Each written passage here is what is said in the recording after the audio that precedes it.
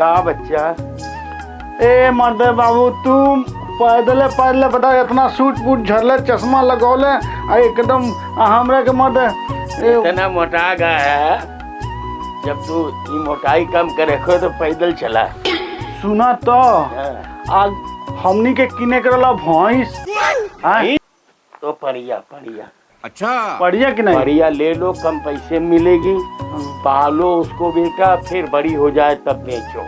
हाँ। फिर मोटा पैसा मिलेगा। हाँ। ये काम करा करो, धंधा इसको कहते हैं। अच्छा अच्छा। ए मर्दे कहत रहू को तू हाँ कि दीदिया घरवा मर्दे हाउ गौवा गौवा है। अच्छा अच्छा हाउ हाँ चलबे का? ए चला घूम ले चल रही जीवो हार गेल बा। चल रे बटोर जल्दी जल्दी राती खाई तो बटोर हम ना बटोर बहुत कुत्ता हरामी है ये। अबे बटोर के धरी तो लगभग गांड से का हो जनिया। चल बटोर जल्दी।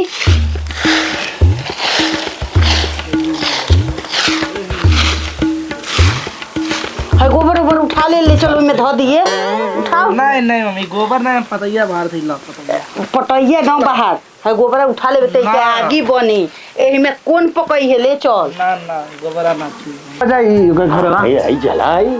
हां आई तो ये है। अरे देख रहे रास्ता बना बढ़िया। अरे मर्दे आज जहां में हमरा दर्द हो गई बात चला अरे कैसे इतना तो चलेगा पड़ी ना बच्चा। कैसन रास्ता बा? मम्मी मेरे नाना और मामा आइले। अरे बाप रे बाप आज हम देखो हमार भाई आया गोइले। अरे बाप रे बाप गोवा नमस्ते मामा। बोला गोता नहीं नमस्ते। अरे मामा के गोड़ छोतरे मामा गरीब लोग हो जाइए और छुली ना गरीब और दो बेर गरीब हो जाइए। बहुत नालायक है अरे लड़का बच्चा है नहीं। एक न बुद्धि बढ़ गइल बा बुद्धि एको पैसा बहुत बकत। एजा का करतर सतनी के? अरे मामा देखा पतैया बटोरत है। पतई ये घरी पतई का होई? आगी तापल जाई। अच्छा अच्छा। जाड़ आ गया। अरे हमनी के शहर बाजार में रहे वाला हमनी के का पतई होतई का होला? अरे तो हमरा के को दला बड़ा लोगन गांव में। अरे तो बैठे के माल डाल दुखला गइल बा। चलो भैया हो जा चलो घरवा हो जा बात। इंजीनियर हो गइल बा हाउ। हां अरे बाप रे बाप भाई तू इंजीनियर हो गइल बा। अरे मम्मी अरे मामा बहुत पैसा दे रे। पैसा के अरे इंजीनियर हो गइले। हे ना इंजीनियर का होला? अरे ये बड़ा मशीन बनावेला। मशीन का होला बाबूजी? हाउ गड़िया। हां तब इतना पैसा देगा पैसा। चल चुप। नहीं सारुण के यहाँ कुछ तो गड़बड़ है। जरूर कोई ना कोई।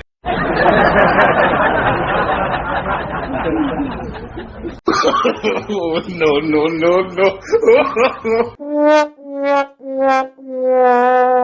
भैया बैठल पानी उनी मंगाओ तनी है ना। ए बाबू जा तनी दुकानिया पर से 1 किलो बर्फी ले ली हो। 1 किलो अथी नमकीन ले ली हो और बिस्कुट ले ली हो। बिस्कुटो ले अरे मम्मी पैसा जा मामा से ले लियो। मामा के लेके मामा के मामा के लेके चल जा। मामा ए बाबू बैठा पियास नहीं खे लागल रहे तो हमनी के लेट होई घर जाए के बा। अच्छा और कुली हाल चाल बताओ। और सब बढ़िया बा। हे भैया बड़ी दिन पे आइल बाड़ो। अब बताओ कहिया अबइबो? पनीर बनवा दे तनी खा ली हो। अभी मजा आएगा ना भिड़ो। पनीर बनवा दे तनी खा ली हो। का जाने हमार बाबू कहिया वही है। पनीर आज बनवा दे तनी जी बाबू। दुकानिया से 2 किलो पनीर ले आ बना। मटरवा कितना लागे मम्मी? मटर वो 2 किलो ले ली हो। मटर 2 किलो ले ले। हाँ जा। और कुछ की बस मटर मसाला वसाला ले ली हो जा। अरे मम्मी पैसा जा मामा से ले लियो। मामा लेके चलिए मामा। अरे यार रहेदा पनीर के खाला यार बहुत दिन भइल बा। पनीर बहुत खैले बानी जा। एक काम कर रहेदा पनीर उनी। ए मम्मी हम निकाल रहे भैंस की नहीं खाती अभी भैंसियो नहीं खा मिलत। हे मम्मी चलेगा? हाँ चल जा। ना रुक। हे मम्मी हमका मशरूम खाए बा। मशरूम खाएगा हाँ मशरूम खाए बा। ए बाबू मशरूम क्या होला हो? अरे बाबू नहीं ख जानत जौन हौ कुकुर मुतवा हौ ना होला। अच्छा हौ कुकुर मुतवा खानी छातवा खानी होला उहे के मशरूम कह अरे जाला। वो खेती की जाती है, बहुत ताकतवर होता है मशरूम। हाँ नाना बहुत मजा आता है। देखो पगलों का मालूम है, पगलों का बहुत मालूम है। मजा आता है। कच कच खात होई। बहुत अच्छा है। बड़ी के पसंद है भैया, बहुत पसंद है, बड़ी खा तो लाई। का करे के बा बनवावा लोगिन। हाँ मम्मी पैसा वा। मामा के बोला हाँ ली। मामा चलिए पैसा पैसा। अरे यार एक काम करो, हाँ छोड़ो तालू के सब बाजार। ए बाबू चला ले भाई इसलिए कंजूस बड़े करे मामा।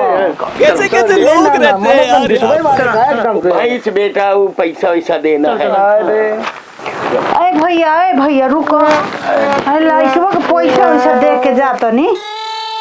लड़कों के पैसा वैसा हाँ मामा। भाई ना हो दे दो। दे कुछ, दे दे। देखो तारा बाबूजी नाना काले भाई इंजीनियर है। दे हाँ। दे दे दे दे। टूटा नहीं खे। दो हम टूटा दे देता नी। हमरो लगे बाटे दो। लो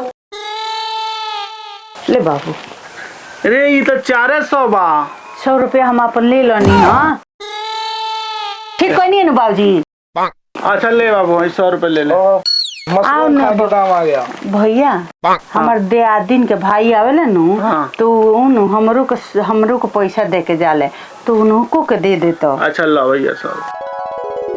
ठीक बा ना बाबूजी। हाँ ठीक ठीक। कम से कम भैया कमा के आइल बड़े इंजीनियर हउवन। इंजीनियर है। हाँ तो कम से कम इतना नाम होई। अरे ओकर भाई आई रहल पैसा दे के गई रहल।